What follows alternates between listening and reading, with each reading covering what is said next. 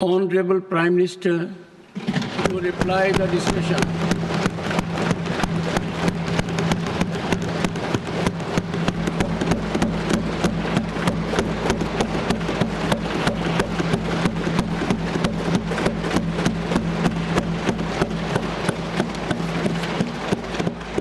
आदरणीय सभापति जी,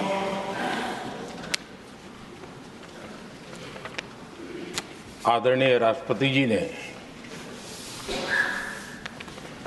भारत की उपलब्धियों के बारे में, दुनिया की भारत से अपेक्षाओं के बारे में और भारत के सामान्य मानवी का आत्मविश्वास, विकसित भारत बनाने का संकल्प, इन सारे विषयों को लेकर के विस्तार से चर्चा की है। देश को आगे की दिशा भी दिखाई है। आदरणीय राष्ट्रपति जी का अभिभाषण प्रेरक भी था, प्रभावी भी था और हम सब के लिए भविष्य के काम का मार्गदर्शन भी था। मैं आदरणीय राष्ट्रपति जी के उद्बोधन पर धन्यवाद करने के लिए उपस्थित हुआ हूं।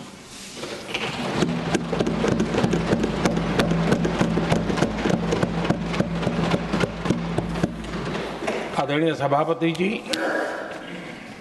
करीब 70 से भी ज्यादा माननीय सांसदों ने अपने बहुमूल्य विचारों से इस आभार प्रस्ताव को समृद्ध करने का प्रयास किया है। यहां पक्ष प्रतिपक्ष दोनों तरफ से चर्चा हुई। हर किसी ने अपने अपने तरीके से राष्ट्रपति जी के अभिभाषण को जिसने जैसे समझा वैसे यहां समझाया और उन्होंने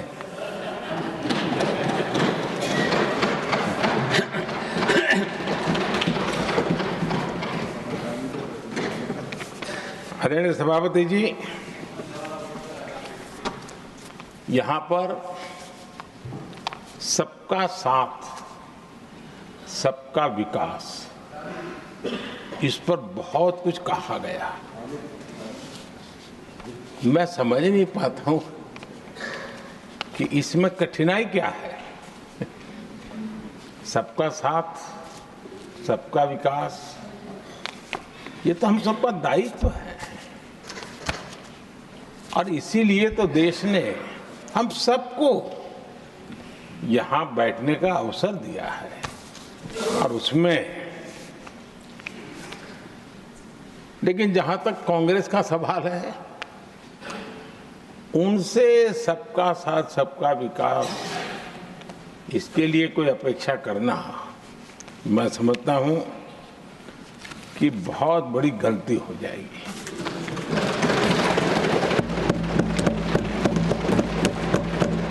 ये उनकी सोच के बाहर है, उनकी समझ के भी बाहर है और उनके रोड मैप में भी ये सूट नहीं करता है,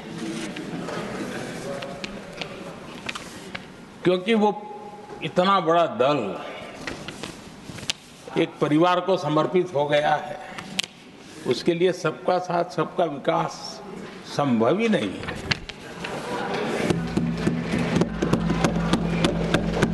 आदरणीय सभापति जी, कांग्रेस ने राजनीति का एक ऐसा मॉडल तैयार किया था जिसमें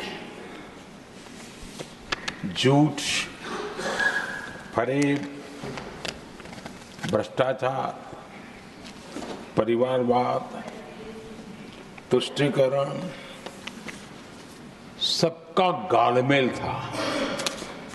जहां सबका गालमेल हो वहां सबका साथ हो ही नहीं सकता।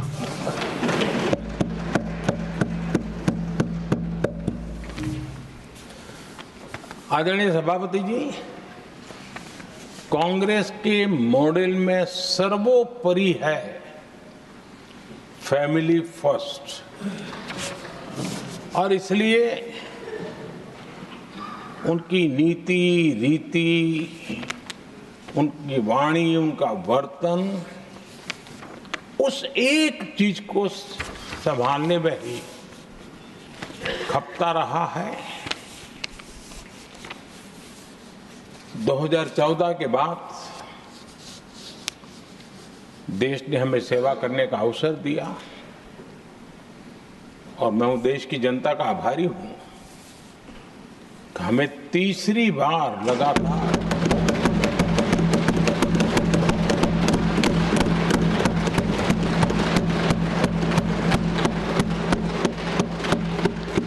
ये तीसरी बार जनता यहां पहुंचाती है।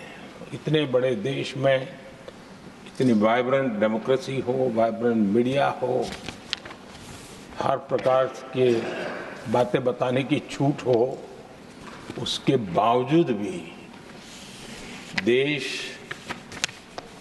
दूसरी बार, तीसरी बार हमें सेवा करने का मॉडल बनाती है। इसका कारण देश की जनता ने हमारे विकास के मॉडल को परखा है, समझा है और समर्थन दिया है। और हमारा ये विकास का मॉडल को अगर मुझे एक शब्द में कहना है तो मैं ये कहूंगा, नेशन फर्स्ट, राष्ट्र प्रथम।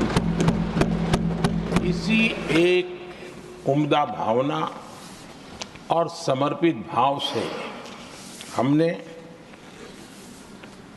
लगातार अपनी नीतियों में, अपने कार्यक्रमों में, हमारे वाणी में, वर्तन में इसी एक बात को मानदंड मान करके देश की सेवा करने का प्रयास किया है। और आदरणीय सभापति जी, मैं बड़े गर्व के साथ भी कहता हूं, बड़े संतोष के साथ कहता हूं कि एक लंबे अरसे तक, 5-6 दशक तक देश के सामने अल्टरनेट मॉडल क्या हो,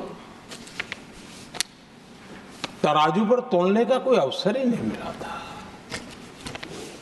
लंबे अरसे के बाद, 2014 के बाद देश को एक अल्टरनेट मॉडल क्या हो सकता है, अल्टरनेट कार्यशैली क्या हो सकती है, प्रायोरिटीज क्या हो सकती है, इसका एक नया मॉडल देखने को मिला है।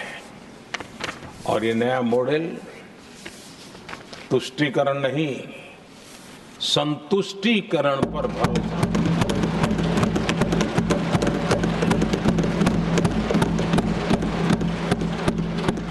पहले के मॉडल में, खास करके कांग्रेस के कालखंड में,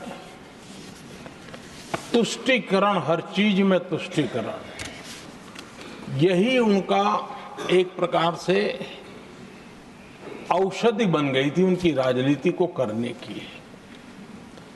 और उन्होंने स्वार्थ नीति, राजनीति, देश नीति सबका एक घोटाला करके रखा हुआ था। तरीका ये होता था कि छोटे तबके को कुछ दे देना और बाकियों को तरसा कर रखना,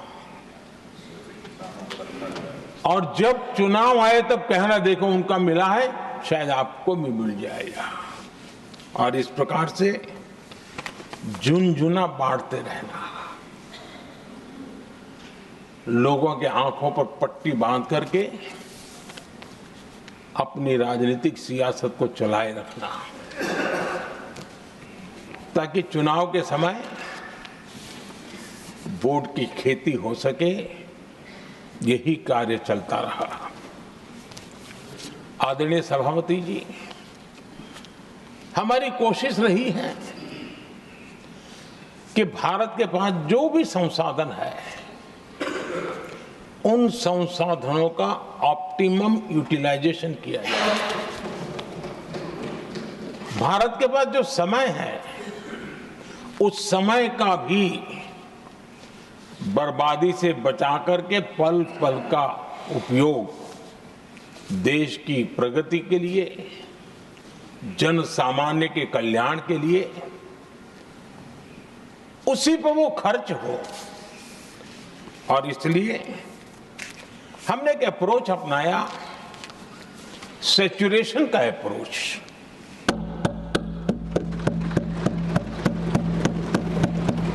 पैर उतने ही लंबे करने जितनी चद्दर हो, लेकिन जो योजना बने, जिनके लिए वो योजना बने, उनको वो 100% उसका बेनिफिट होना चाहिए। किसी को दिया, किसी को नहीं दिया, किसी को लटका करके रखा और उसको हमेशा प्रताड़ित करते रखना और उसको निराशा की गर्त में धकेल देना, उन सिचुएशन से हमने बाहर आकर के सैचुरेशन अप्रोच की ओर हमारे काम को आगे बढ़ाया है।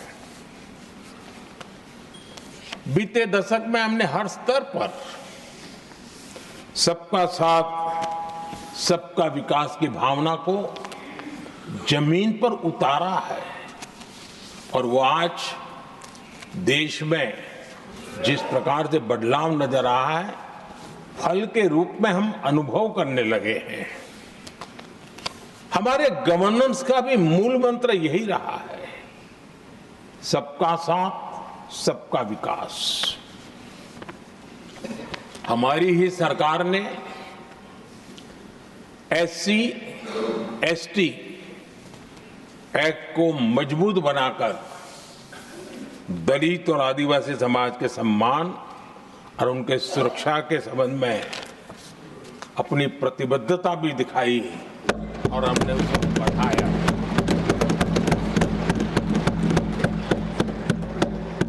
आदरणीय सभापति जी, आज जातिवाद का जहर फैलाने के लिए भरपूर प्रयास हो रहा है, लेकिन 3 दशक तक दोनों सदन के ओबीसी एमपीज और सभी दलों के ओबीसी एमपीज सरकारों से मांग करते रहे थे कि ओबीसी आयोग को संवैधानिक दर्जा दिया जाए। ठुकरा दिया गया, इनकार किया गया, क्योंकि शायद उस समय उनकी राजनीति को ये सूट नहीं करता होगा, क्योंकि तुष्टीकरण की राजनीति के और फैमिली फर्स्ट की राजनीति में जब वो बैठेगा तब तक वो चर्चा तक के हित में भी नहीं आता है। आदरणीय सभापति जी, ये मेरा सौभाग्य है कि हम सब ने मिलकर के 3 दशक से मेरे ओबीसी समाज ने जिस बात के लिए मांगे की, आशाएं रखी, जिसको निराश करके रखा गया था, हमने आकर के इस आयोग को संवैधानिक दर्जा दिया।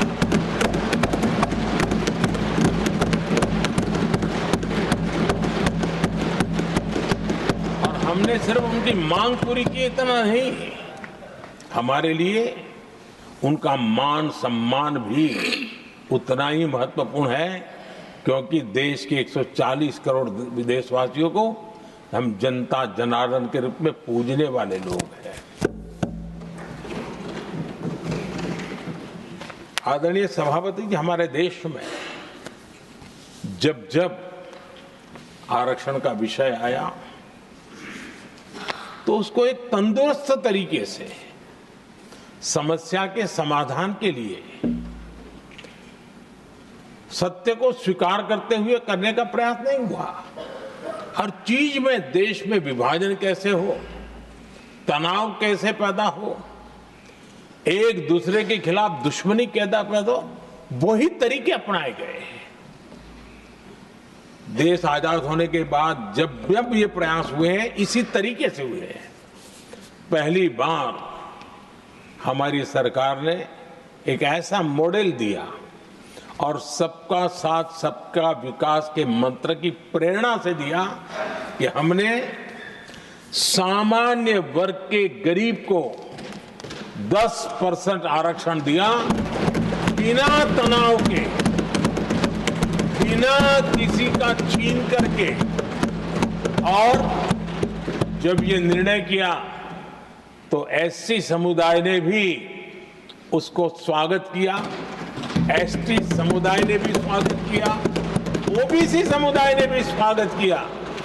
किसी को भी पेट में दर्द नहीं हुआ, क्योंकि इतना बड़ा निर्णय, लेकिन करने का तरीका था सबका साथ सबका विकास। और तब जाकर के बहुत ही स्वस्थ शांत तरीके से पूरे राष्ट्र ने इस बात को स्वीकार किया। आदरणीय सभापति जी, हमारे देश में दिव्यांगों की कभी सुनवाई जितनी मात्रा में होनी चाहिए थी, नहीं हुई। जब सबका साथ सबका विकास का मंत्र होता है ना, तब मेरे दिव्यांग जन भी उस सबके कैटेगरी में होते हैं। और तब जाकर के हमने दिव्यांगों के लिए आरक्षण का विस्तार किया, दिव्यांगों के लिए सुविधाएं उपलब्ध हो, इसके लिए मिशन मोड में काम किया। दिव्यांगों के कल्याण के लिए अनेक योजनाएं बनाई, लेकिन योजनाओं को लागू भी किया। ये इसके कारण इतना ही नहीं, आदरणीय सभापति जी, ट्रांसजेंडर कम्युनिटी के अधिकारों को लेकर के हमने उसको कानूनी रूप से उसको पुख्त करने के लिए प्रामाणिकता पूर्वक प्रयास किया। सबका साथ सबका विकास के मंत्र को हम कैसे जीते हैं, ये हमने समाज के उस उपेक्षित वर्ग की तरफ भी हमने बड़ी संवेदना के साथ देखा। आदरणीय सभापति जी, भारत की विकास यात्रा में नारी शक्ति के योगदान को कोई नकार नहीं सकता है, लेकिन उनको अगर अवसर मिले और वो नीति निर्धारण का हिस्सा बने तो देश की प्रगति में और गति आ सकती है। और इस बात को ध्यान में रखते हुए हमने ही और इस सदन का पहला निर्णय हुआ, हम देशवासी गर्व कर सकते हैं। सदन इस बात के लिए याद रखा जाएगा, ये नया सदन सिर्फ उसके रूप रंग के लिए नहीं, ये नया सदन का पहला निर्णय था नारी शक्ति बंधन। इस नए सदन को हम किसी और तरीके से भी कर सकते थे, हम हमारी वाहवाही के लिए भी उपयोग कर सकते थे, पहले भी होता था, लेकिन हमने तो मातृशक्ति की वाहवाही के लिए इस सदन का आरंभ किया था।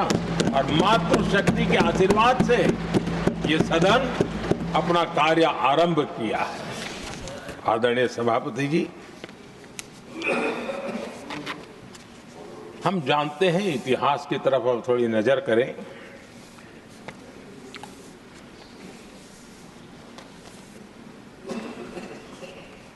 यानी मैं कह रहा हूं इसलिए नहीं, बाबा साहब आंबेडकर के साथ कांग्रेस को कितनी नफरत रही थी, उनके प्रति कितना गुस्सा था, और किसी भी हालत में बाबा साहब की हर बात के प्रति कांग्रेस चिढ़ जाती थी। और इसके सारे दस्तावेज मौजूद है। और इस गुस्से को दो बार बाबा साहब को चुनाव में पराजित करने के लिए क्या कुछ नहीं किया गया।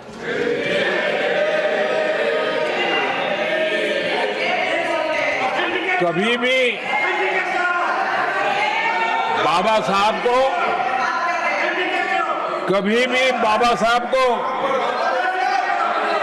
भारत रत्न के योग्य नहीं समझा गया। आदरणीय सभापति जी, कभी भी बाबा साहब को भारत रत्न योग्य नहीं समझा गया। इतना ही नहीं, आदरणीय सभापति जी, इस देश के लोगों ने बाबा साहब की भावना का आदर किया, सर्व समाज ने आदर किया, और तब आज मजबूरन कांग्रेस को जय भीम बोलना पड़ रहा है, उनका मुंह सूख जाता है।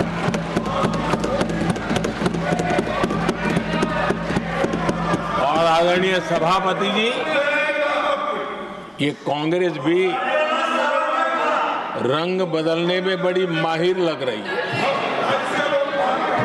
कितनी तेजी से अपना नकाब बदल देते हैं, ये इसमें साफ साफ नजर आ रहा है।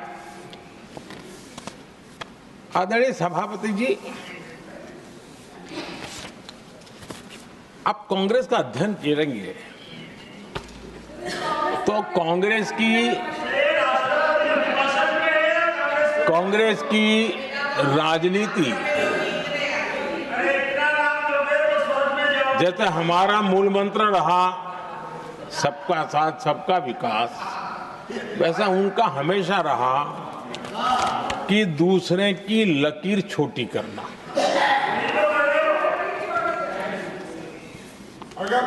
और इसके कारण उन्होंने सरकारों को अस्थिर किया। किसी भी राजनीतिक दल की सरकार कहीं बनी तो उसको अस्थिर कर दिया, क्योंकि लकीर छोटी करो दूसरे की, इसी काम में वो लगे रहे। और ये जो उन्होंने रास्ता चुना है ना, औरों की लकीर छोटी करने का, लोकसभा के बाद भी जो उनके साथ थे वो भी भाग रहे हैं, क्योंकि उनको पता चला गया ये तो हमें भी मार डालेंगे। और यही उनकी नीतियों का परिणाम है कि आज ये हाल हो गए हैं कांग्रेस के। देश की सबसे पुरानी पार्टी, आजादी के आंदोलन से जुड़ी पार्टी, इतनी दुर्दशा। ये औरों की लकीर छोटी करने में अपनी शक्ति खपा रहे हैं ना। अगर वो खुद की लकीर लंबी करते तो उनकी ये दशा नहीं होती। और मैं बिना मांगे एडवाइस दे रहा हूं, आप अपनी लकीर लंबी करने में मेहनत कीजिए, सोचिए, तो कभी न कभी देश आपको भी ये 10 मीटर दूर यहां आने का अवसर देगी।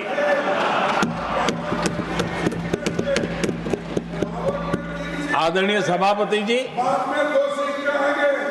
बाबा साहब ने SC/ST समुदाय की बुनियादी चुनौतियों को बहुत बारीकी से समझा था, बहुत गहराई से समझा था, और खुद भुक्तभोगी थे, इसलिए एक दर्द भी था, पीड़ा भी थी, और समाज का कल्याण करने की का एक जज्बा भी था।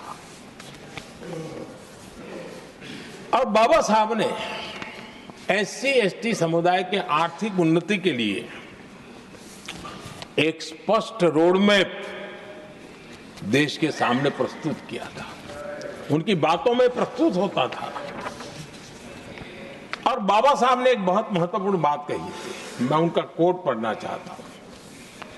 बाबा साहब ने कहा था, भारत एक कृषि प्रधान देश है, लेकिन दलितों के लिए ये आजीविका का मुख्य साधन बन ही नहीं सकता, ये बाबा साहब ने कहा था। उन्होंने आगे कहा था, और इसके कई कारण हैं। पहला, भूमि खरीदना उनके सामर्थ्य से बाहर है। दूसरा, अगर उनके पास धन भी हो तो भी उनके लिए भूमि खरीदने का कोई अवसर नहीं है। बाबा साहब ने ये एक एनालिसिस किया था, और इस परिस्थिति का एनालिसिस करते हुए उनको तो सुझाव था, उन्होंने आग्रह किया था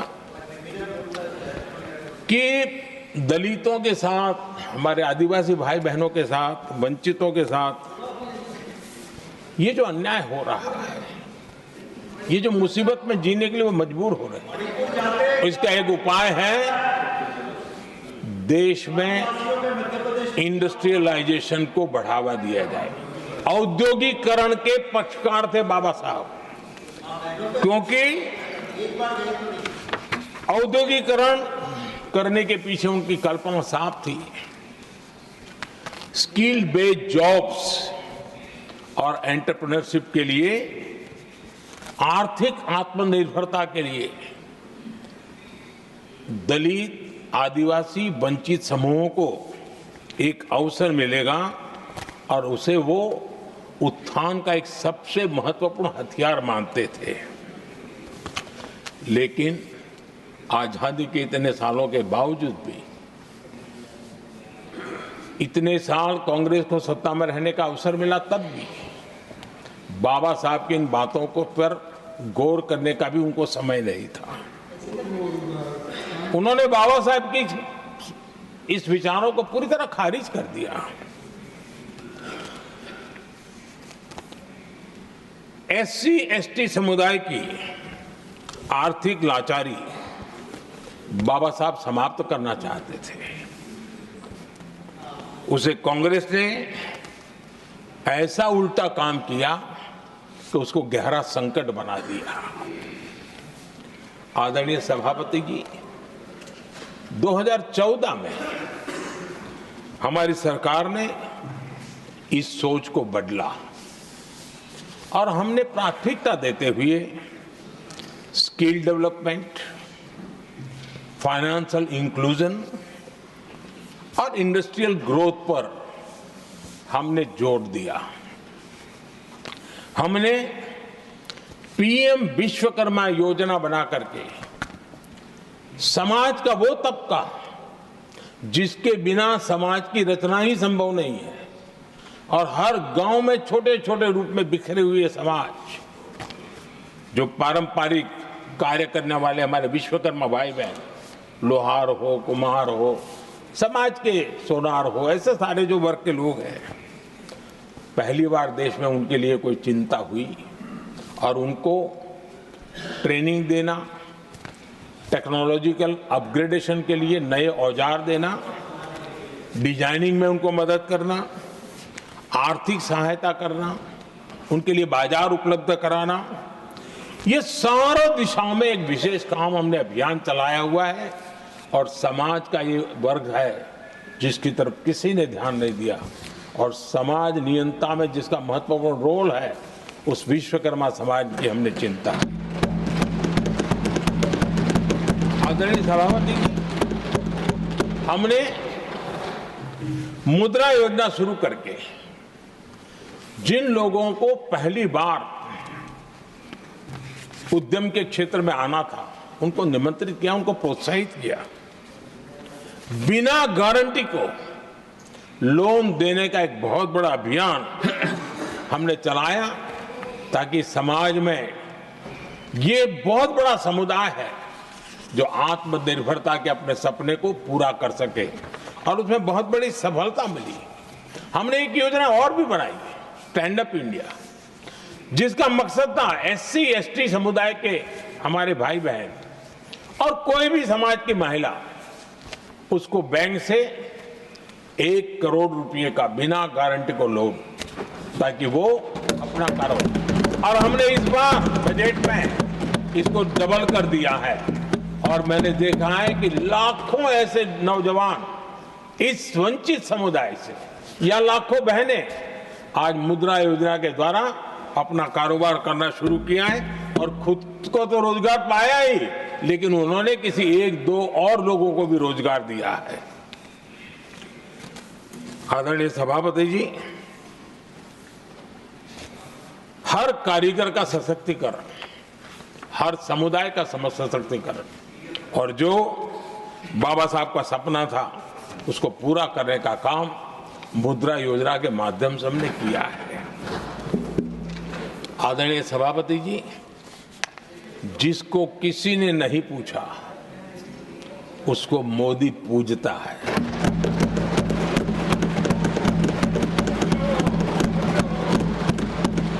गरीब, वंचित, उसकी का कल्याण ये हमारी प्राथमिकता है। इस वर्ष के बजट में भी आप देखिए, लेदर इंडस्ट्री, फुटवेयर इंडस्ट्री, ऐसे अनेक छोटे दायरे के विषयों को हमने स्पर्श किया है और इसका सबसे बड़ा लाभ गरीब और वंचित समुदाय के लोगों को मिलने वाला है, जो इस बजट पे घोषणा की। अब उदाहरण के रूप में टॉयज की बात करें, समाज के इस प्रकार के वर्ग के लोग ही टॉयज बनाने के काम में हैं। हमने उस पर ध्यान केंद्रित किया। बहुत सारे गरीब परिवारों को अनेक प्रकार की उसमें मदद दी गई और उसका परिणाम आज आया है कि टॉयज हम एक्सपोर्ट करने की आदत में फंसे हुए थे, आज इंपोर्ट करने की आदत में फंसे हुए थे, आज हमारे टॉय 3 गुना एक्सपोर्ट हो रहे हैं और जिसका फायदा समाज के एक बहुत ही नीचे के तबके में जीने वाले, मुसीबतों से गुजारा करने वाले समुदाय को मिल रहा है। आदरणीय सभापति जी, हमारे देश में एक बहुत बड़ा समुदाय है, मछुआरा समुदाय। इन मछुआरे साथियों के लिए हमने एक अलग मिनिस्ट्री तो बनाई, लेकिन जो बेनिफिट किसान क्रेडिट में किसानों को मिलता था, हमने वो किसान क्रेडिट कार्ड के सारे बेनिफिट हमारे मछुआरे भाई बहनों को भी दिया, ये सुविधा दी। अलग मिनिस्ट्री बनाई, ये काम किया और करीब 40,000 करोड़ रुपया हमने इसके अंदर इंफ्यूज किया है। फिशरीज सेक्टर को बल दिया है और इसका प्रयास इन प्रयासों का परिणाम ये आया है कि हमारा मछली उत्पादन 2 गुना और एक्सपोर्ट भी 2 गुना हुआ है और जिसका सीधा बेनिफिट हमारे मछुआरे भाई बहनों को हुआ है। यानी समाज के सबसे उपेक्षित हमारे बंधु हैं, उनको हमने सबसे ज्यादा प्राथमिकता दे करके हमने काम करने का प्रयास किया है। आदरणीय सभापति जी, यहाँ जो जातिवाद का जहर फैलाने की जिनको नया शौक लग गया है, हमारे देश के आदिवासी समाज, उन आदिवासी समाज में भी कई स्तर की स्थितियां हैं। कुछ समूह ऐसे हैं जिनकी संख्या बहुत कम है और जो करीब देश में 200-300 जगह पे बिखरे हुए हैं और कुल आबादी उनकी बहुत कम है, लेकिन वो ऐसे उपेक्षित रहे हैं, उनकी बारीकियों को जाने तो दिल दहलाने वाली बात है। और मेरा सद्भाग्य रहा कि राष्ट्रपति जी से इस विषय में मुझे काफी गाइडेंस मिला, क्योंकि उस समाज को काफी निकट से राष्ट्रपति जी जानती है और उसी में से आदिवासी समाज में भी बहुत वंचित अवस्था में जीने वाला एक जो छोटा तबके के लोग व बिखरे पड़े लोग हैं, उनको विशेष रूप से योजना में लाने का प्रयास हुआ और हमने पीएम जनमन योजना बनाई और 24,000 करोड़ रुपए ताकि उनको कुछ सुविधाएं मिले, उनके कल्याण के काम हो और वे भी सबसे पहले तो अन्य आदिवासी समाज की बराबरी तक तो पहुंचे और फिर पूरे समाज की बराबरी करने के लिए योग्य बने। उस दिशा में हमने काम किया है। आदरणीय सभापति जी, समाज के अलग अलग तबकों की चिंता तो की है। हमने देश के अलग अलग भूभाग में भी कुछ ऐसी स्थितियां हैं कि जिसमें बहुत पिछड़ापन है। जैसे हमारे सीमावर्ती गांव, उनको बैकवर्ड विलेज करके छोड़ दिया गया था, आखिरी गांव करके छोड़ दिया गया था। हमने सबसे पहले मनोवैज्ञानिक परिवर्तन लाया। हम ये जो दिल्ली पहले और बाद में सब धीरे धीरे जो जाए दूर जाता जाए आखिर चला जाए, हमने बदल दिया। हमने तय किया कि सीमा पर जो लोग हैं वो पहले और वो अंदर की तरफ आता जाए। जहां सूरज की किरण सबसे पहले आती है और जहां सूरज की आखिरी किरण भी जिनके पास होती है, ऐसे आखिरी गांव उनको हमने फर्स्ट विलेज के रूप में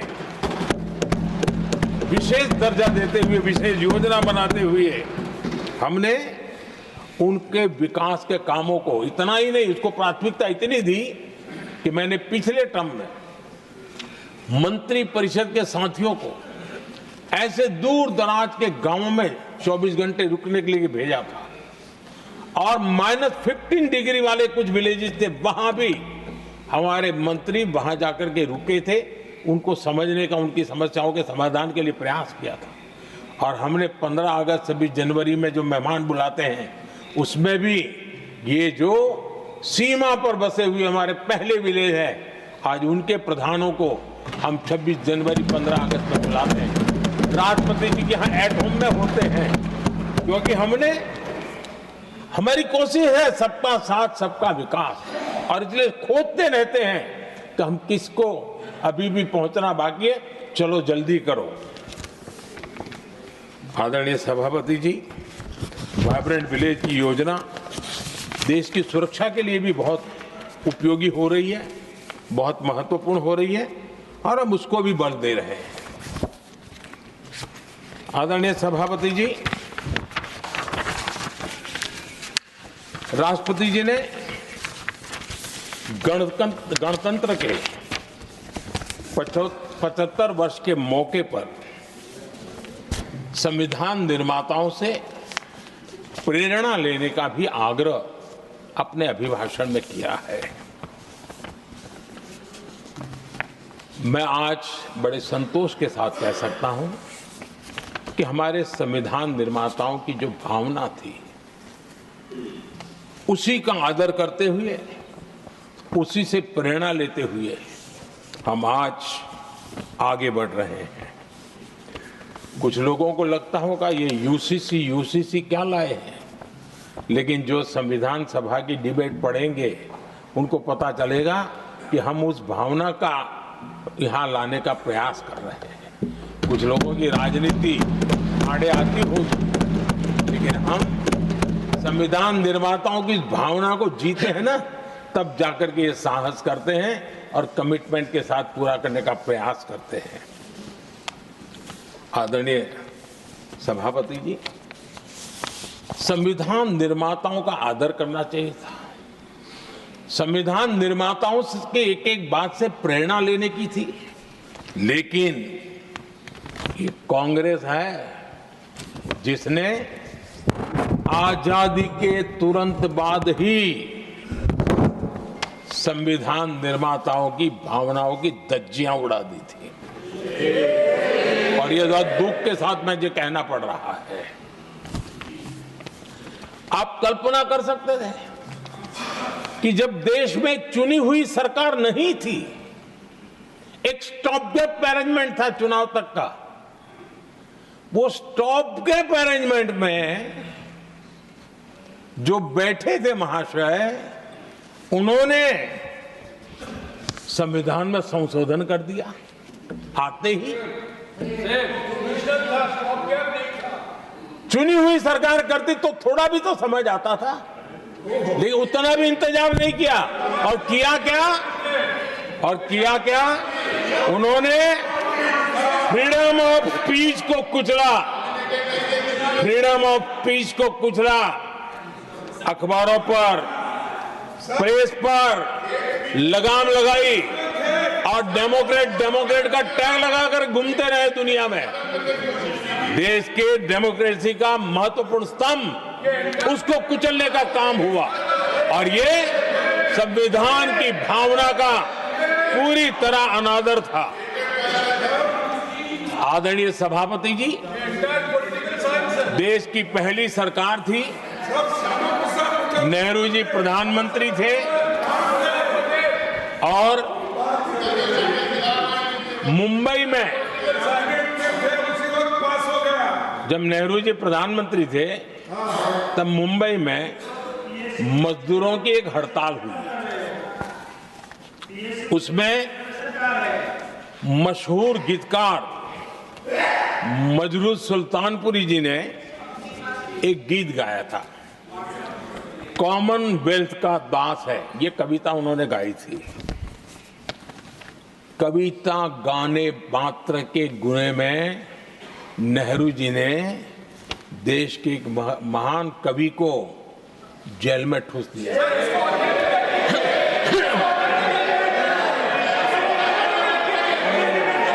मशहूर एक्टर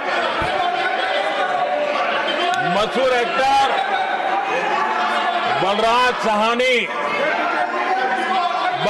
साहनी जी सिर्फ एक जुलूस में शामिल हुए थे, आंदोलन करने वालों के जुलूस में शामिल हुए थे, इसलिए बलराज साहनी जी को जेल में बंद कर दिया गया। आदरणीय सभापति जी, लता मंगेशकर जी के भाई हृदयनाथ मंगेशकर जी ने वीर सावरकर पर एक कविता स्वरबद्ध करके आकाशवाणी पर प्रस्तुत करने का योजना बनाई। इतने मात्र पर हृदयनाथ मंगेशकर जी को आकाशवाणी से हमेशा के लिए बाहर कर दिया गया। आदरणीय सभापति जी, इसके बाद देश ने इमरजेंसी का भी दौर देखा है। आदरणीय सभापति जी, इस देश ने इमरजेंसी का भी दौर देखा है। संविधान की किस प्रकार से कुचला गया, संविधान के स्पिरिट को किस प्रकार से रौंदा गया और वो भी सत्ता सुख के लिए किया गया, ये देश जानता है। और इमरजेंसी में प्रसिद्ध सिने कलाकार देवानंद जी से आग्रह किया गया कि वे इमरजेंसी का समर्थन करें पब्लिकली। देवानंद जी ने साफ साफ इमरजेंसी पर समर्थन करने से इनकार कर दिया। उन्होंने हिम्मत दिखाई और इसलिए दूरदर्शन पर देवानंद जी की सभी फिल्मों को प्रतिबंधित कर दिया गया।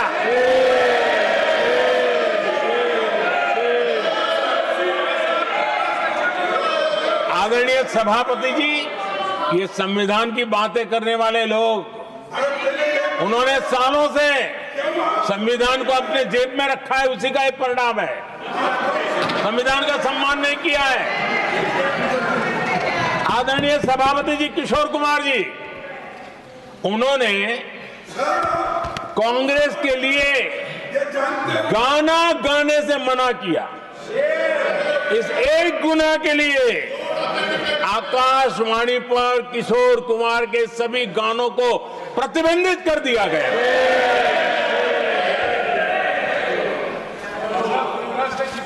आदरणीय सभापति जी, मैं इमरजेंसी के उन दिनों को भूल नहीं सकता और शायद आज भी वो तस्वीरें मौजूद है।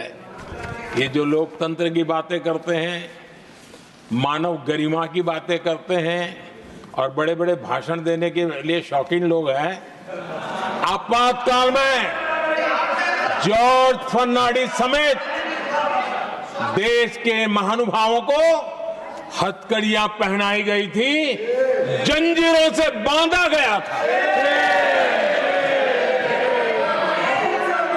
संसद के सदस्य, देश के गणमान्य नेता, उनको हथकड़ियां और जंजीरों से बांधा गया था। इनके मुंह में संविधान शब्द शोभा नहीं देता है।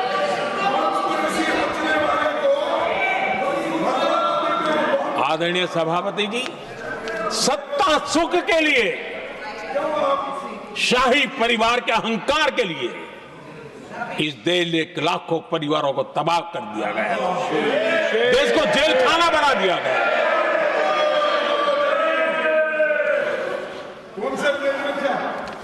बहुत लंबा संघर्ष चला।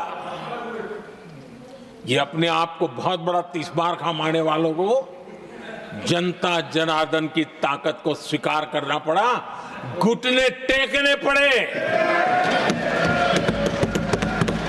और देश में जनता जनार्दन के सामर्थ्य से इमरजेंसी हटी। ये भारत के लोगों की रगों में जो लोकतंत्र है ना, उसी का परिणाम था।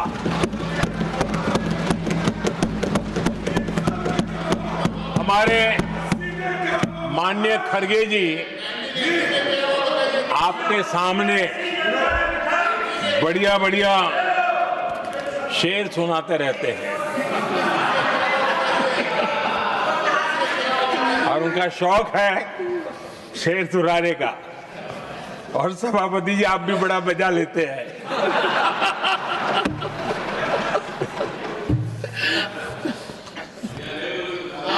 एक शेर मैंने भी कहीं पढ़ा था,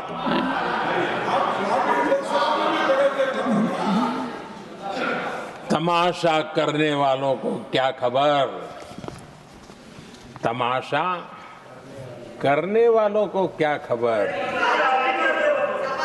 हमने कितने तूफानों को पार कर दिया जलाया है, हमने कितने तूफानों को पार कर दिया जलाया है। आदरणीय सभापति जी, मैं आदरणीय खड़गे जी वरिष्ठ नेता है और मैं हमेशा सम्मान करता हूँ और इतना लंबा समय सार्वजनिक जीवन ये छोटी बात नहीं है। और मैं इस देश में चाहे शरद राव हो चाहे खड़गे जी हो, इन सब का, मैं हमारे देवगौड़ा जी बैठे हैं, ये असामान्य सिद्धियां हैं उनके जीवन की जो उन्होंने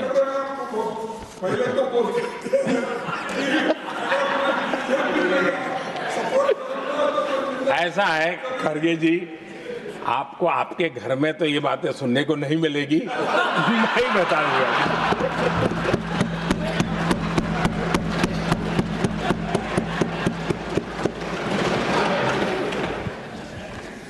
इस बार मैं देख रहा था कि खड़गे जी कविताएं पढ़ रहे थे, लेकिन जो बातें बता रहे थे, और आपने बड़ा सही पकड़ा था कि जरा बताओ तो सही भी ये कविता है कब की है? उनको पता था, सभापति जी उनको पता था ये कविता कब की है। भीतर कांग्रेस की दुर्दशा का इतना दर्द पड़ा था, लेकिन वहां हालत यह है कि बोल नहीं सकते, तो उन्होंने सोचा ये अच्छा मंच है, यही बोल दें। और इसलिए उन्होंने नीरज की कविता के माध्यम से उनके घर के हालात यहां प्रस्तुत किए हैं। आदरणीय सभापति जी, जो आज के लिए सही है, खड़गे जी को मैं आज वही कवि नीरज जी की कुछ पंक्तियां सुनाना चाहता हूं।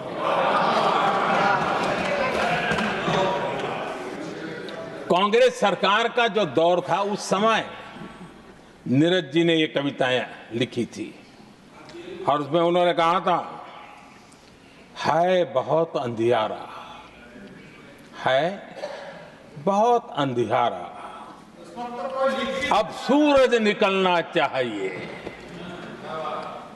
अब सूरज निकलना चाहिए, जिस तरह से भी हो ये मौसम बदलना चाहिए, जिस तरह से भी हो ये मौसम बदलना चाहिए। नीरज जी ने कांग्रेस के उस कालखंड में ये कविता कही। 1970 में जब कांग्रेस, अरे चारों तरफ कांग्रेस का राज चलता था, उस समय नीरज जी का एक और कविता संग्रह प्रकाशित हुआ था, फिर दीप जलेगा। हरिवंश जी तो अभ्यासु हैं तो उनको भली भांति पता है। उस समय उनका यह संग्रह प्रसिद्ध हुआ था, फिर दीप जलेगा।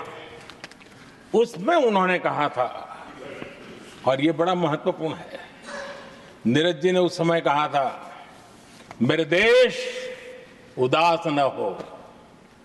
नीरज जी ने अपनी कविता में कहा था, मेरे देश उदास न हो, फिर दीप जलेगा, तिमिर ढलेगा। और हमारा सद्भाग्य देखिए, हमारे प्रेरणा पुरुष अटल बिहारी वाजपेयी जी ने भी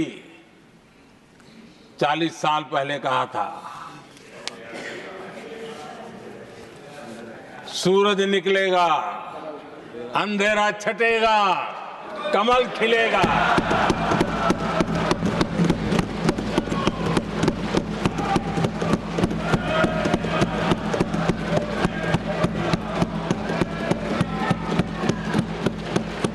आदरणीय नीरज जी ने कहा था, जब तक कांग्रेस का सूरज चमकता रहा, देश ऐसा ही अंधेरे में रहता रहा। कई दशक तक ऐसे ही हाल बने रहे। आदरणीय सभापति जी, गरीबों को शक्ति देने के लिए, गरीबों के सशक्तिकरण के लिए जितना काम हमारे कार्यकाल में हुआ है, हमारी सरकार के द्वारा हुआ है, इतना पहले कभी नहीं हुआ। गरीबों का सशक्तिकरण और गरीब ही गरीबी को परास्त करे, उस दिशा में हमने योजनाओं को आकार दिया। और मुझे मेरे देश के गरीबों पर भरोसा है, उनके सामर्थ्य में भरोसा है। अगर अवसर मिल जाए ना, तो वो हर चुनौतियों को पार कर सकता है। और गरीब ने करके दिखाया। योजनाओं का लाभ लेते हुए, अवसरों का फायदा उठाते हुए, सशक्तिकरण के माध्यम से 25 करोड़ गरीबी को परास्त करने में सफल हुए। 25 करोड़ लोगों को गरीबी से बाहर निकालना, ये हमारे लिए गर्व का विषय है कि हमने एक बहुत बड़ा काम किया है। जो लोग गरीबी से निकले हैं, कठोर परिश्रम करके निकले हैं, सरकारी पर भरोसा करते हुए, योजनाओं को आधार बना करके, और आज गरीबी से निकलकर वो एक न्यू मिडिल क्लास हमारे देश में अर्जित हुआ है। आदरणीय सभापति जी, मेरी सरकार इस न्यू मिडिल क्लास और मिडिल क्लास के साथ डट करके खड़ी है और बहुत कमिटमेंट के साथ हम खड़े हैं। हमारे न्यू मिडिल क्लास और मिडिल क्लास की आकांक्षाएं आज देश के लिए गति देने वाली शक्ति है। हमारे देश की एक नई ऊर्जा है, देश की प्रगति का सबसे बड़ा आधार है। हम मिडिल क्लास के, नियर मिडिल क्लास के सामर्थ्य को बढ़ाना चाहते हैं। हमने मिडिल क्लास के लिए एक बहुत बड़े हिस्से को टैक्स में इस बजट में जीरो कर दिया है।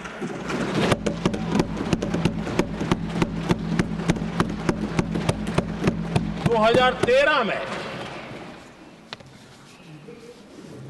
2 लाख तक की आय टैक्स में मुक्ति थी, इनकम टैक्स में 2 लाख तक मुक्ति थी। आज हमने 12 लाख तक टैक्स में मुक्ति कर दी। हम 70 साल से ऊपर के किसी भी वर्ग के क्यों न हो, किसी भी समाज से क्यों न हो, उनको आयुष्मान योजना का लाभ देकर के, और उसका सबसे बड़ा लाभ मिडिल क्लास के बुजुर्गों को मिल रहा है।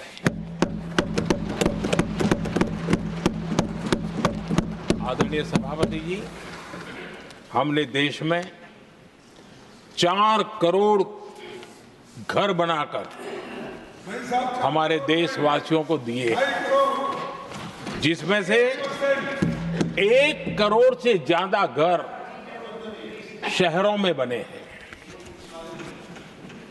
हमने घर खरीदने वालों के साथ बहुत बड़ा फ्रॉड हुआ करता था, उनको सुरक्षा देना बहुत जरूरी था, और इसी सदन में हमने रेरा का कानून बनाया है, जो आज मध्यम वर्ग के घर के सपने के खिलाफ जो रुकावटें थी उसको दूर करने एक महत्वपूर्ण हथियार बना है। इस बार बजट में स्वामी इनिशिएटिव लाया गया है, जो हाउसिंग प्रोजेक्ट अटके हुए हैं, जिसमें मध्यम वर्ग के पैसे रुके हुए हैं और उनकी सुविधाएं अटकी हुई हैं, उनके उस काम के लिए 15,000 करोड़ रुपया इस बजट में हमने आवंटित किया है, ताकि मध्यम वर्ग के उन सपनों को पूरा कर सकें। आदरणीय सभापति जी, स्टार्टअप का रिवॉल्यूशन जिसको आज दुनिया ने देखा है, और उसका एक प्रभाव भी है। ये स्टार्टअप चलाने वाले कौन है? ये स्टार्टअप चलाने वाले नौजवान ज्यादातर मिडिल क्लास के नौजवान हैं। आज पूरी दुनिया भारत के प्रति आकर्षित है, खास करके G20 समूहों की देश के 50-60 स्थानों पर जो मीटिंगें हुई, उसके कारण भारत को जो पहले सभी दिल्ली, मुंबई या बेंगलुरु मानते थे, भारत को विशालता का उनको पता चला है, और आज विश्व का भारत के टूरिज्म के प्रति आकर्षण बढ़ा है। और जब टूरिज्म बढ़ता है तो व्यवसाय के भी अनेक अवसर आते हैं, और उसका लाभ भी हमारे मिडिल क्लास को बहुत मिलने वाला है, उनके आय के साथ। आदरणीय सभापति जी, आज हमारा मिडिल क्लास आत्मविश्वास से भरा हुआ है, और ये अभूतपूर्व है। ये अपने आप में एक बहुत बड़ा सामर्थ्य बना देता है देश का, और मुझे पूरा विश्वास है कि भारत का मध्यम वर्ग विकसित भारत के संकल्प को साकार करने के लिए कमर कस करके खड़ा हो गया है, हमारे साथ चल पड़ा है। आदरणीय सभापति जी, विकसित भारत के निर्माण में सबसे बड़ा रोल देश के युवाओं का है। हमें डेमोग्राफी का डिविडेंड, उस पर हमारा भी बल है। जो अभी स्कूल कॉलेज में है, वही विकसित भारत के सबसे बड़े लाभार्थी बनने वाले हैं, और इसलिए उनके अंदर एक स्वाभाविक भाव है कि जैसे जैसे उनकी उम्र बढ़ेगी, वैसे वैसे देश की विकास की यात्रा बढ़ेगी, और जो उनके लिए एक बहुत बड़ा और एक प्रकार से विकसित भारत का बेस हमारे यहाँ स्कूल कॉलेज के नौजवान है, वो हमारा सामर्थ्य है। पिछले 10 साल में लगातार इस तबके को, इस बेस को मजबूत करने के लिए हमने बहुत सोची समझी रणनीति के तहत काम किया है। 21वीं सदी की शिक्षा कैसी होनी चाहिए, शिक्षा नीति के लिए पहले सोचा तक नहीं गया। जो चलता है चलने दो, जैसा होता है होता ही रहो। करीब 3 दशक के अंतराल के बाद नई राष्ट्रीय शिक्षा नीति लेकर के हम आए। 3 दशक के अंतराल। इस नीति के तहत बहुत सारे इनिशिएटिव हैं। उसमें एक की मैं चर्चा करता हूं, पीएम श्री स्कूल। ये पीएम श्री स्कूल आज करीब 10-12 हजार स्कूल ऑलरेडी बन चुके हैं और नए बनाने की दिशा में हम आगे बढ़ रहे हैं। आदरणीय सभापति जी, एक महत्वपूर्ण निर्णय हमने शिक्षा नीति में बदलाव लाया है। मातृभाषा में पढ़ाई और मातृभाषा में परीक्षा, इस पर हमने बल दिया है। देश आजाद हुआ, लेकिन ये कुछ गुलामी की मानसिकता कहीं कहीं जकड़ के रखा था ना, उसमें ये हमारी भाषा भी थी। हमारी मातृभाषा के साथ घोर अन्याय हुआ और गरीब का बच्चा, दलित का बच्चा, आदिवासी का बच्चा, वंचित का बच्चा वो इसलिए रुक जाए ताकि उसको लैंग्वेज नहीं आती है। ये उसके साथ घोर अन्याय था। और सबका साथ सबका विकास का मंत्र मुझे चैन से सोने नहीं देता था। और इसमें मैंने कहा कि देश में मातृभाषा में शिक्षा, मातृभाषा में डॉक्टर बने, मातृभाषा में इंजीनियर बने। जिनको अंग्रेजी भाषा पढ़ने नसीब नहीं हुई, उनके सामर्थ्य को हम रोक नहीं सकते। हमने बहुत बड़ा बदलाव किया है और उसके कारण आज गरीब माँ का, विधवा माँ का भी बच्चा आज डॉक्टर इंजीनियर के सपने देखने लगा। आदिवासी युवाओं के लिए एकलव्य मॉडल स्कूलों का हमने विस्तार किया है। 10 साल पहले करीब 150 एकलव्य विद्यालय थे, आज 470 है, 470 हो चुके। और अब हम 200 और ज्यादा एकलव्य स्कूल की दिशा में आगे बढ़ रहे हैं।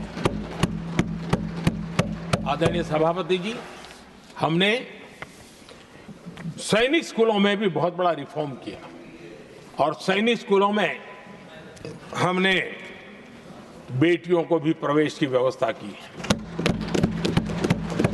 आप स्वयं सैनिक स्कूल के विद्यार्थी रहे। पहले बेटियों के लिए उसके दरवाजे बंद थे और आप भी जानते हैं कि सैनिक स्कूलों का महात्मा क्या होता है, उसका सामर्थ्य क्या होता है, जिसने आप जैसे व्यक्तियों को जन्म दिया है।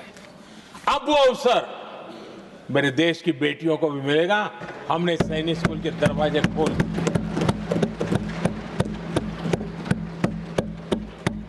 और अभी हमारी सैकड़ों बेटियां देशभक्ति के इस माहौल में अपनी पढ़ाई कर रही हैं और देश के लिए जीने का जज्बा सहज रूप से उनके भीतर पनप रहा है। आदरणीय सभापति जी, युवाओं के ग्रूमिंग में एनसीसी की बहुत बड़ी भूमिका है। हम में से जो भी एनसीसी के संपर्क में रहा है उसे मालूम है कि उस उम्र में और उस कालखंड में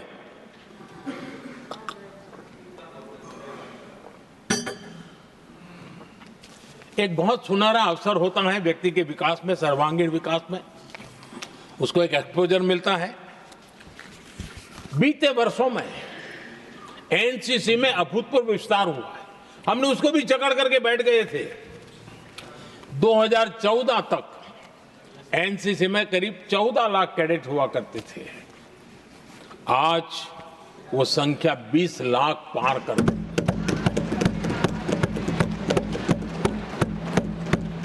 आदरणीय सभापति जी, देश के युवाओं में जो उमंग है, उत्साह है, नया कुछ कर गुजरने की इच्छा है, रूटीन काम से भी हटकर के कुछ करने का उनका इरादा है, ये साफ नजर आता है।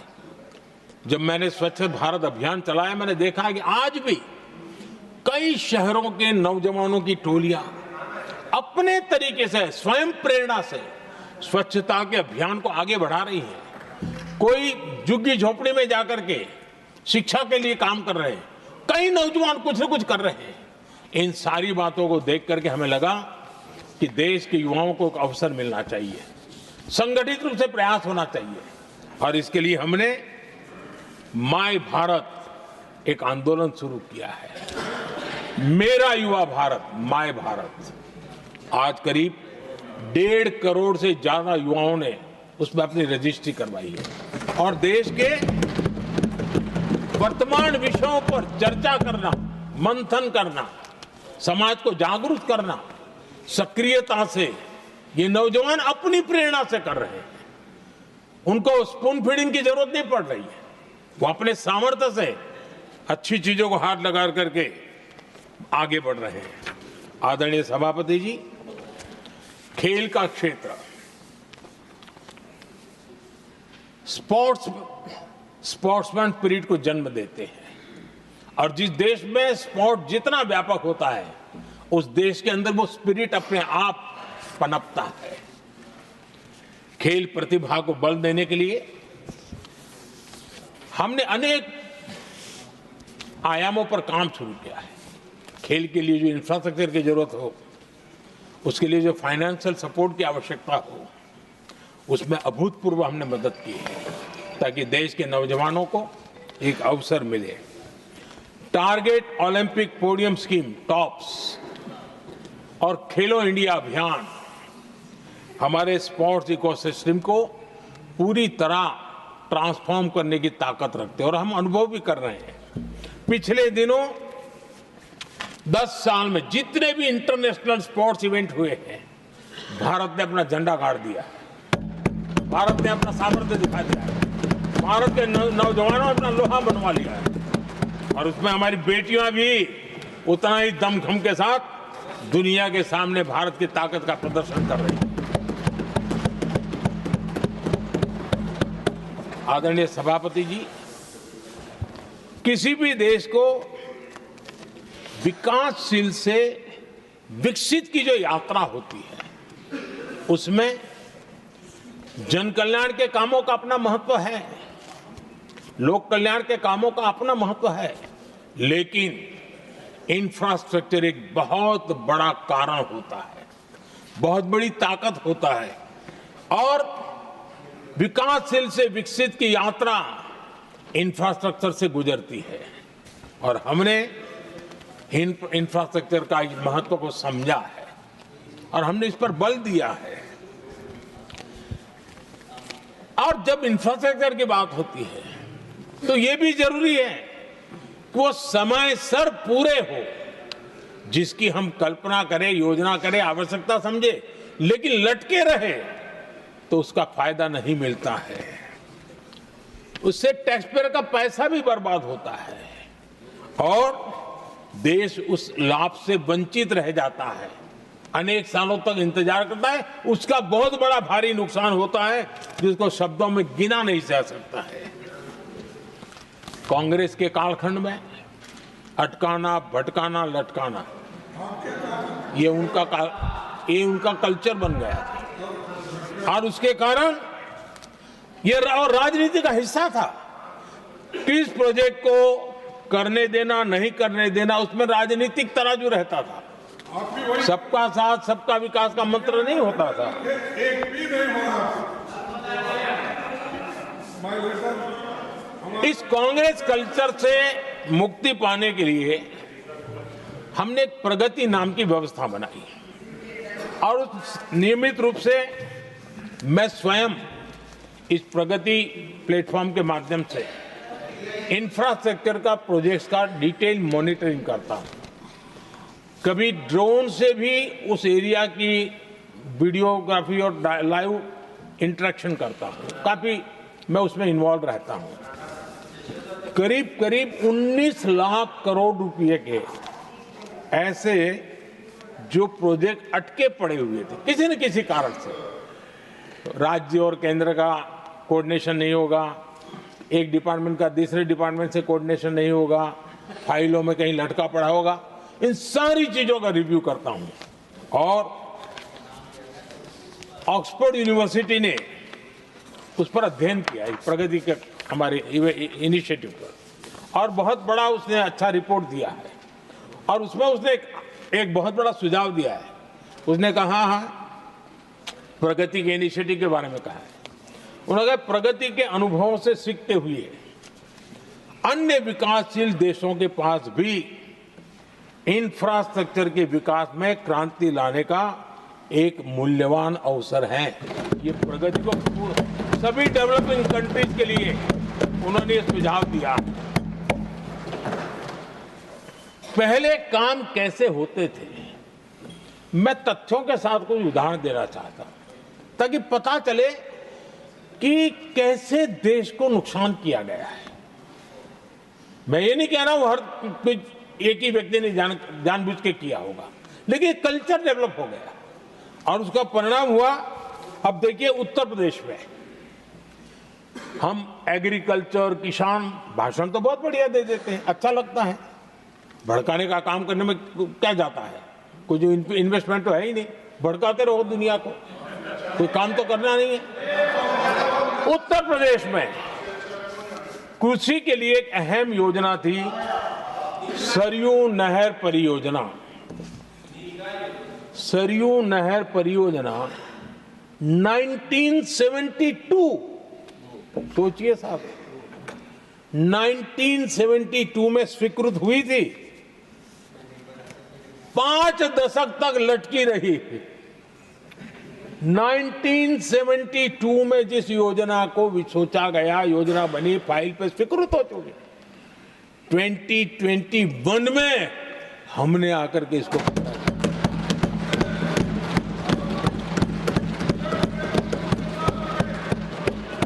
आदरणीय सभापति जी, जम्मू कश्मीर की Udhampur Srinagar Baramulla rail line, Udhampur Srinagar Baramulla rail line in 1994 में स्वीकृत हुई थी। 1994 में ये रेल लाइन भी बरसों तक लटकी रही। 3 दशक बाद आखिरकार हमने 2025 में इसे पूरा किया।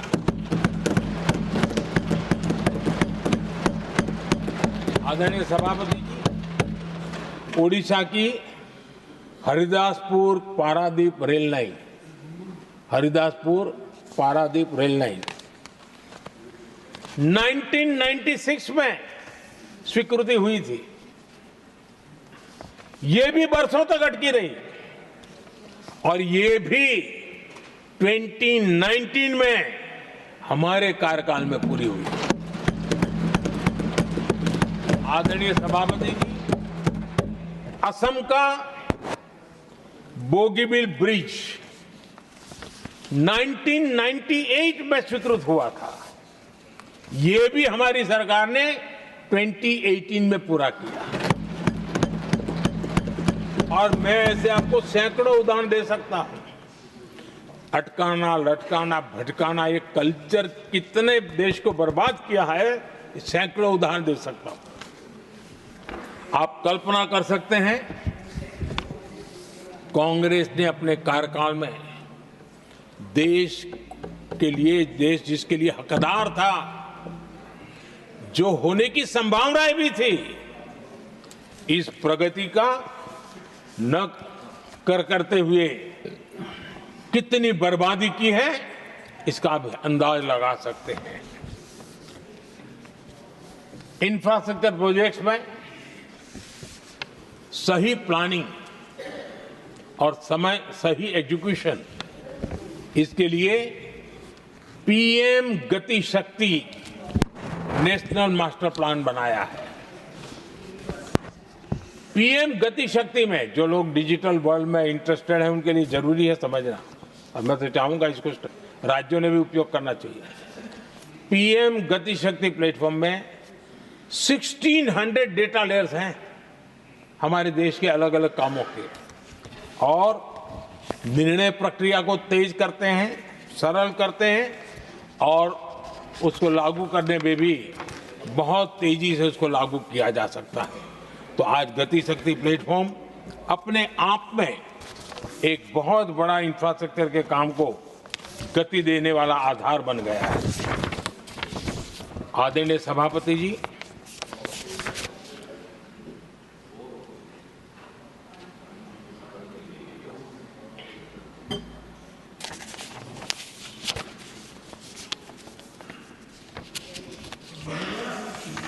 आज के नौजवानों को ये जानना बहुत जरूरी है कि उनके माँ बाप को मुसीबतों से जिंदगी क्यों गुजारनी पड़ी, देश की ऐसी हालत क्यों हुई, उनको जानना बहुत जरूरी है।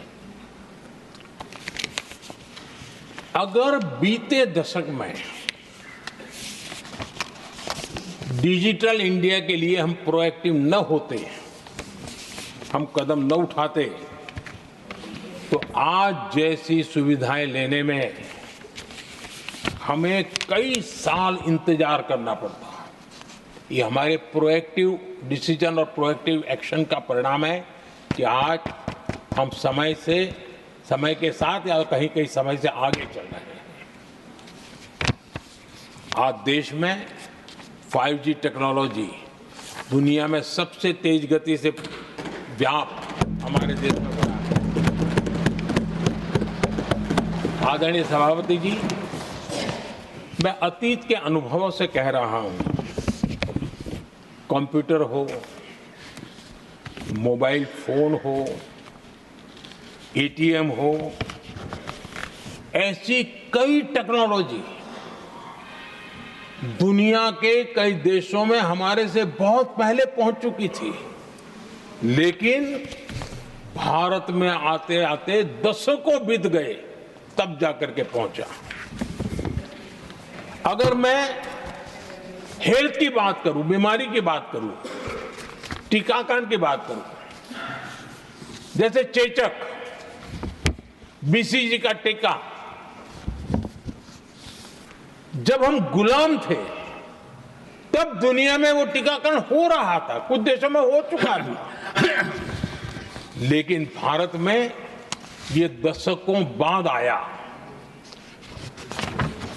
पोलियो की वैक्सीन हमने दशकों तक इंतजार करना पड़ा, दुनिया आगे बढ़ चुकी थी, हम पीछे रह गए थे। कारण यह था कांग्रेस ने देश की व्यवस्था को ऐसे जकड़ करके रखा था। उनको लगता था सारा ज्ञान सरकार में जो बैठे हैं उन्हीं को है, वही सब कर लेंगे, और उसी का एक परिणाम था लाइसेंस परमिट राज।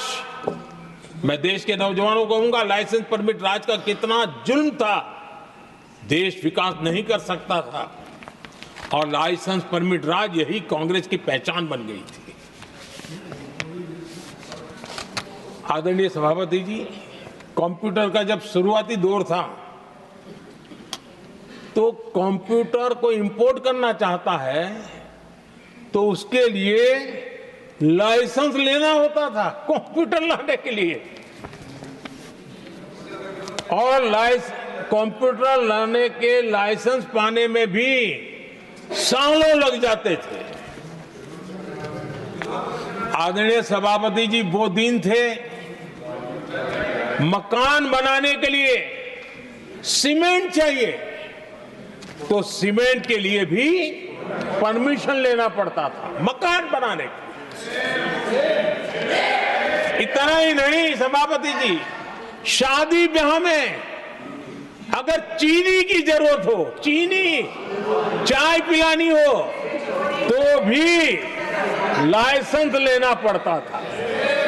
मेरे देश के नौजवानों को पता होना, और मैं आजाद भारत की बात कर रहा हूं, मैं अंग्रेजों के कालखंड की बात नहीं कर रहा हूं, कांग्रेस के कालखंड की बात कर रहा हूं।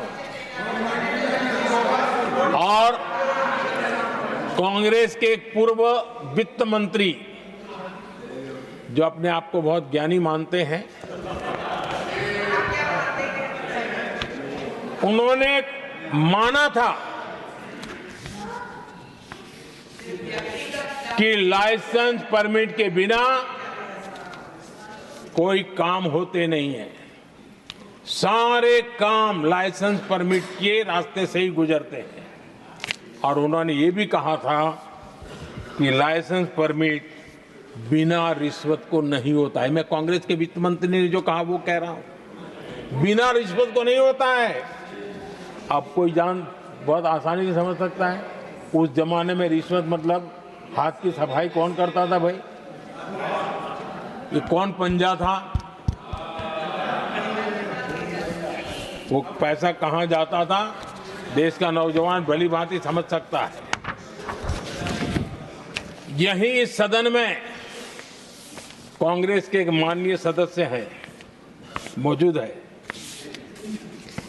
जिनके पिताजी के पास खुद के पैसे थे, किसी से लेना नहीं था, और कार खरीदना चाहते थे। यहां मौजूद एक एमपी है कांग्रेस के, उनके पिताजी खुद के पैसे से कार खरीदना चाहते थे। 15 साल तक उनको कार के लिए इंतजार करना पड़ा था कांग्रेस के राज में।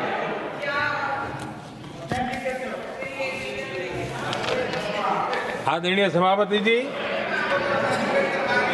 हम सब जानते हैं स्कूटर लेना हो तो बुकिंग करवा के पैसा देना, 8-8, 10-10 साल एक स्कूटर खरीदने में लग जाता था। और अगर मजबूरी में स्कूटर मानो बेचना पड़ा तो उसके लिए सरकार से परमिशन लेनी पड़ती थी। यानी कैसे देश चलाया इन लोगों ने। और इतना ही नहीं, गैस सिलेंडर एमपी को कूपन दिया जाता था, कि तुम इलाके में 25 लोगों को गैस कनेक्शन दे सकते हो। गैस सिलेंडर के लिए कतार लगती थी। टेलीफोन कनेक्शन, नाक को दम आ जाता था टेलीफोन कनेक्शन के लिए। देश के नौजवानों को पता होना चाहिए कि ये जो आज बड़े बड़े भाषण झाड़ रहे हैं, उन्होंने क्या किया था, देश को पता होना चाहिए। आदरणीय सभापति जी, ये सारी पाबंदियां और लाइसेंस राज की नीतियों ने भारत को दुनिया की सबसे धीमी आर्थिक वृद्धि दर में धकेल दिया। लेकिन क्या आप जानते हैं, इस कमजोर वृद्धि दर को, इस विफलता को दुनिया में किस नाम से कहने की शुरुआत हो गई? हिंदू रेट ऑफ ग्रोथ कहने लगे। एक समाज का पूरा अपमान, विफलता सरकार में बैठे हुए लोगों की, काम न करने के सामर्थ्य बैठे हुए लोगों का, समझ शक्ति का अभाव बैठे हुए लोगों का, दिन रात भ्रष्टाचार में डूबे हुए लोगों का, और गाली पड़ी एक बहुत बड़े समाज को, हिंदू ग्रेट ऑफ ग्रोथ। आदरणीय सभापति जी, शाही परिवार के आर्थिक कुप्रबंधन और गलत नीतियों के कारण पूरे समाज को दोषी ठहराया गया और दुनिया भर में बदनाम किया गया। जबकि हम इतिहास देखें तो भारत के लोगों का तरीका और नीतियां, भारत के स्वभाव में लाइसेंस राज नहीं था, परमिट नहीं थी। भारत के लोग सदियों से, हजारों साल से खुले में विश्वास करते थे, और हम उन समुदाय में सबसे पहले थे जो दुनिया भर में मुक्त व्यापार, फ्री ट्रेड, उसमें मेहनत करते थे, काम करते थे। सदियों पहले भारतीय व्यापारी दूर दराज के देशों तक व्यापार करने के लिए जाते थे, कोई बंधन नहीं थे, कोई रुकावटें नहीं थे। ये हमारी प्रकृति की संस्कृति थी, हमने उसको तबाह करके रख दिया। आज जब पूरी दुनिया भारत की आर्थिक क्षमता को पहचानने लगी है, आज दुनिया तेज गति से आगे बढ़ने वाले देश के रूप में देख रही है। तो आज दुनिया भारत रेट ऑफ ग्रोथ दुनिया देख रही है और हर भारतीय को इसका गौरव है। और हम अपनी अर्थव्यवस्था का विस्तार कर रहे हैं।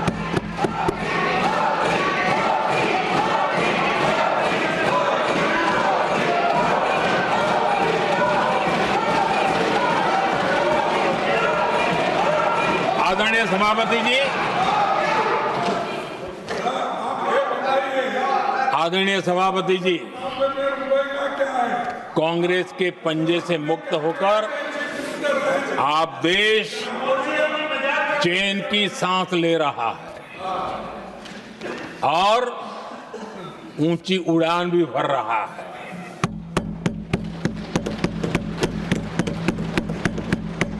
कांग्रेस के लाइसेंस राज और उसकी कुनीतियों से बाहर निकलकर हम मेक इन इंडिया को बढ़ावा दे रहे हैं।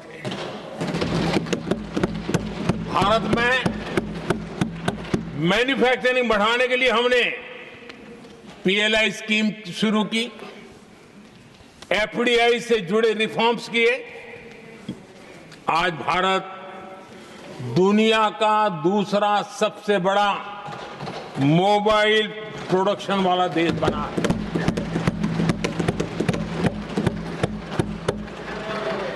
पहले हम ज्यादातर फोन बाहर से इंपोर्ट कर रहे थे, अब हमारी पहचान एक मोबाइल एक्सपोर्टर के रूप में बनी है।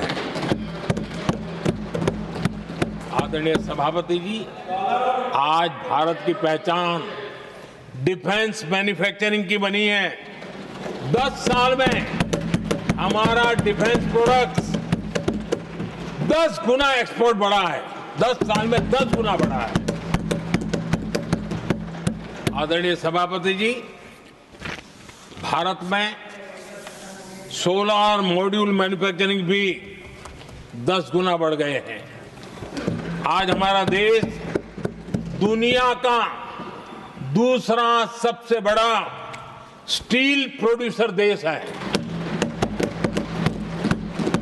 10 सालों में हमारा मशीनरी और इलेक्ट्रॉनिक एक्सपोर्ट तेजी से आगे बढ़ा है। बीते 10 सालों में भारत का टॉयज एक्सपोर्ट 3 गुना से ज्यादा बढ़ गया है। इन्हीं 10 सालों में एग्रो केमिकल एक्सपोर्ट भी बढ़ा है। कोरोना के कालखंड में हमने 150 से ज्यादा देशों को वैक्सीन और दवाइयां सप्लाई की। मेड इन इंडिया, हमारे आयुष और हर्बल प्रोडक्ट का एक्सपोर्ट भी बहुत तेज गति से बढ़ा है और बढ़ रहा है। आदरणीय सभापति जी, खादी जो कांग्रेस ने की तो सबसे बड़ा एक काम करते ना खादी के लिए, तो भी मुझे लगता है हाँ ये आजादी के आंदोलन के लोगों से कुछ प्रेरणा आगे बढ़ा रहे हैं। वो भी नहीं किया। खादी और विलेज इंडस्ट्री का टर्नओवर पहली बार 1.5 लाख करोड़ से ज्यादा हुआ। 10 साल में इसका प्रोडक्शन भी 4 गुना हुआ है।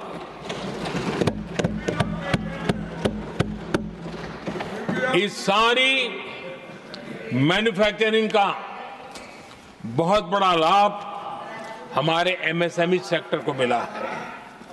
इससे देश में बड़ी संख्या में रोजगार के अवसर तैयार हुए हैं। आदरणीय सभापति जी, हम सभी जनता के प्रतिनिधि हैं।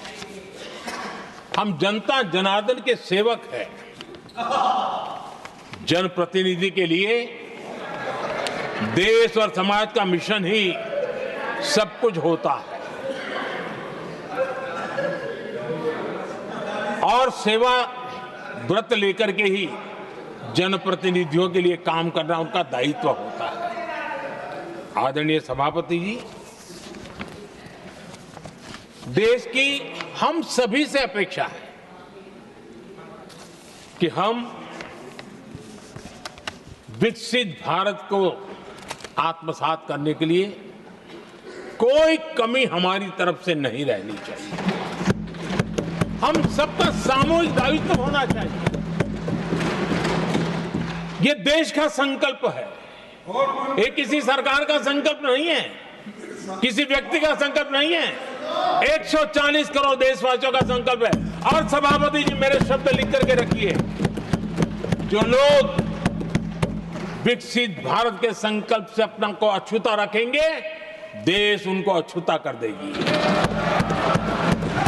हर किसी को जुड़ना पड़ेगा, अब बच करके नहीं रह सकते, क्योंकि भारत का मिडिल क्लास, भारत का नौजवान पूरी ताकत के साथ देश को आगे बढ़ाने में जुट चुका है। और इसलिए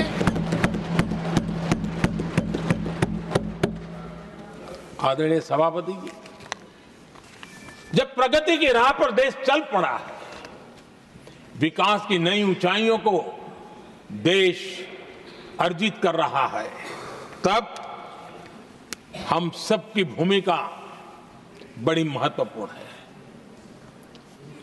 सरकारों में विरोध होना लोकतंत्र का स्वभाव है, नीतियों का विरोध होना लोकतंत्र का जिम्मेवारी भी है, लेकिन घोर विरोधवाद, घोर निराशावाद और अपनी लकीर लंबी नहीं करनी, दूसरी लकीर को छोटा करने की कोशिश है विकसित भारत में रुकावट बन सकती है। हमें उसे मुक्त होना होगा और हमें आत्ममंथन भी करना होगा, निरंतर मंथन करना होगा।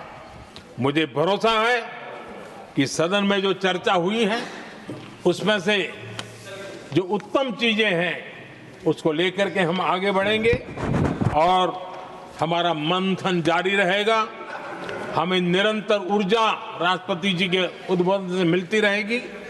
एक बार फिर राष्ट्रपति जी का मैं हृदय से आभार व्यक्त करता हूं और सभी माननीय सांसदों का भी आभार व्यक्त करता हूं।